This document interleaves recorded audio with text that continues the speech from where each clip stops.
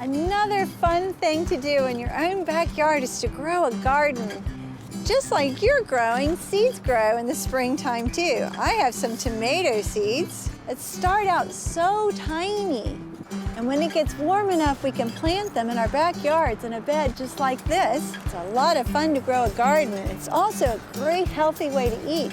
Fruits and vegetables help us to grow up to be big and strong.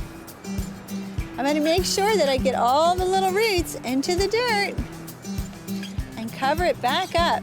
Oh, I hope I find some earthworms in there. That means my soil is really healthy. We have to add a little bit of water. Don't forget water and sunlight. And before we know it, we'll have tomatoes that look just like this. Won't that be delicious in a salad?